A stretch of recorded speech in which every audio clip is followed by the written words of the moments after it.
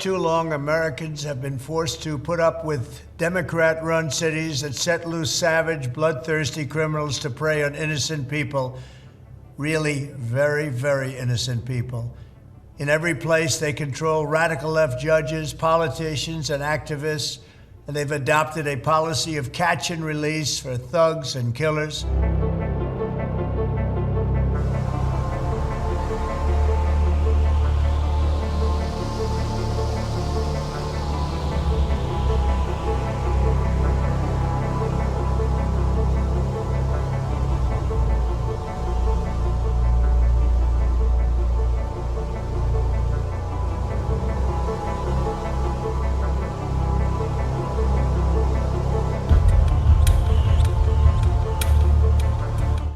In Charlotte, North Carolina, we saw the results of these policies when a 23-year-old woman who came here from Ukraine met her bloody end on a public train.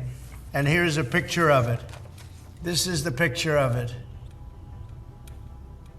And this is a picture of the woman, a beautiful young girl that never had problems in life,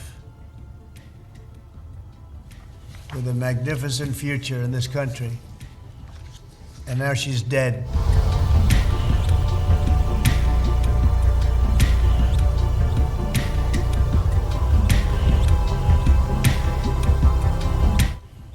She was slaughtered by a deranged monster who was roaming free after 14 prior arrests.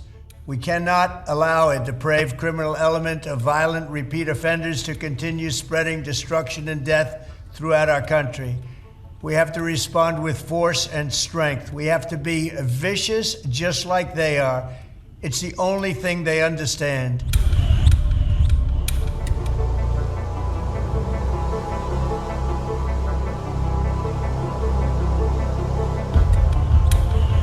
"24 of the top 25 most dangerous cities in America are run by Democrat mayors.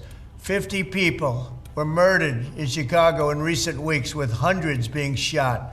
And it's time to stop this madness. The people of our country need to insist on protection, safety, law, and order."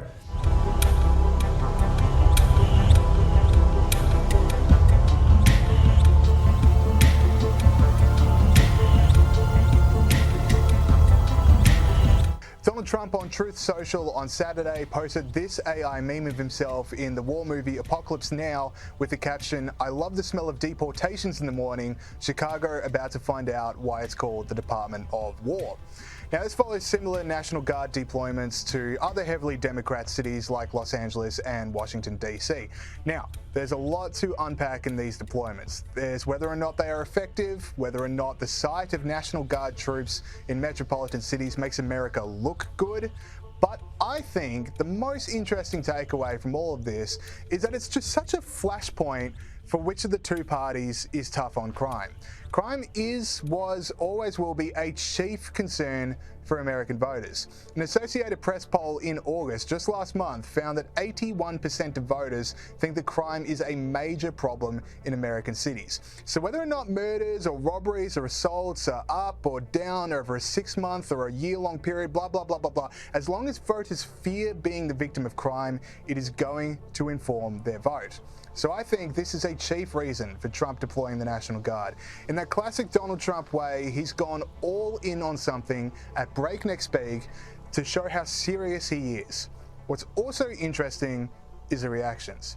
Democrats get so flustered by Trump's approach that they seek to downplay crime and assign these sinister, weird motives for the deployment of the National Guard, which may feel good for them to stand up to big bully Mr. Trump, but really just shows voters that they're not taking crime seriously, which is a tough pill for 81% of voters to swallow.